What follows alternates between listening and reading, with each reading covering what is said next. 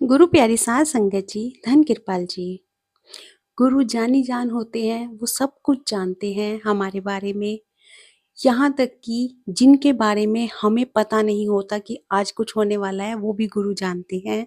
पर अपने बच्चों को, जिनको वो साथ में लेकर चलते हैं, सेवा दे रखी होती है, उनको कई बार वो परखना चाहते हैं कि बच्चा अगर ऐसी सिचुएशन पड़ जाए तो उस समय में वो क्या करेगा।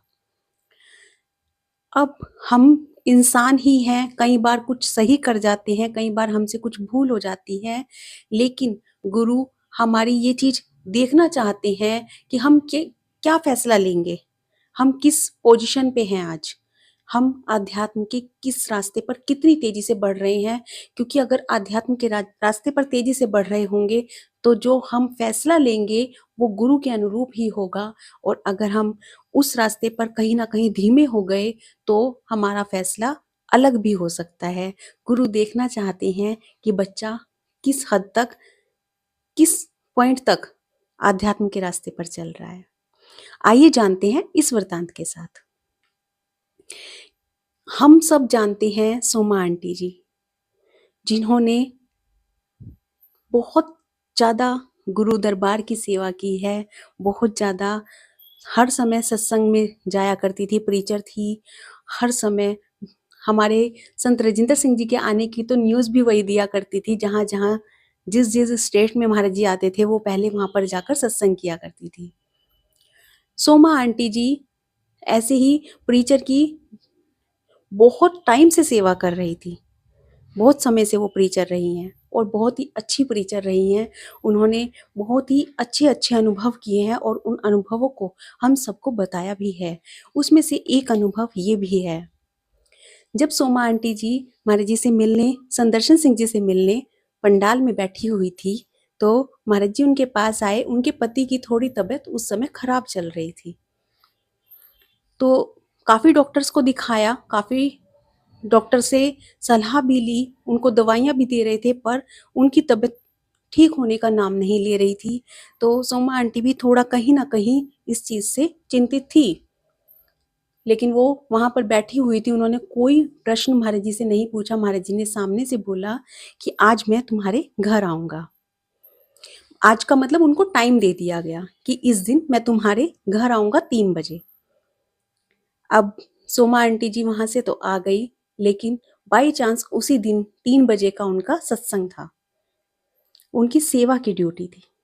अब ऐसे में कोई भी आश्चर्य में पड़ सकता है, कोई भी संदेह कर सकता है कि मैं क्या करूँ? वो कोई भी निष्कर्ष तक नहीं पहुँच पा रही थी। अपने अंदर इतनी ज़्यादा चिंतित थी कि मैं क्या करूँ? मैं ड्यूटी को पहले रखूँ या महाराज जी मेरे घर आ रहे हैं, तो उनको पहले रखूँ? हम में से कोई भी होता, आई थिंक हम में से कोई भी होता, तो हम पहले यही सोचते महाराज जी उस दिन हमारे घर आ रहे हैं, सेवा हम किसी और को दे देते हैं। लेकिन सोमा आंटी ने अलग ही रास्ता चुना और उन्होंने अपनी ड्यूटी को पहले रखा। उन्होंने अपने बीमार पति के पास दूध, पत्ती, चीनी वगैरह सामान रख दिया और कुछ नाश्ते का सामान भी रख दिया कि महाराज जी आएँ तो ये चाय बनाकर उनको पिला देना और ये जो नाश्ते का सामान है, ये उनको सर्व कर देना। हालाँकि उनके पति बीमार थे, लेकिन वो छोड़कर ड्यूटी के लिए चली गई और वो वहाँ पर सत्संग की सेवा कर रही थी। सोमा आंटी ने पहले से ही महाराज जी के लिए घर साफ कर दिया, चदरें अच्छे से बिछा दी, सब कुछ तैयारी करके गई थी, लेकिन उधर जाकर ड्यूटी दी और अच्छे से दी, ध्यान भी उधर नहीं किया जिस समय वो सत्संग कर रही थी। लेकिन सत्संग निपटते ही वो फटाफट घर पहुँची और जाकर अपने पति से पूछा कि महाराज जी आए थे, तो क्या हुआ?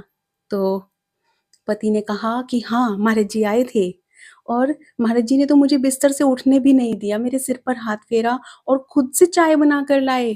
अपने आप भी पी और मुझे भी पिलाई, नाश्ता खुद भी खाया और मुझे भी खिलाया। ये होता है गुरु।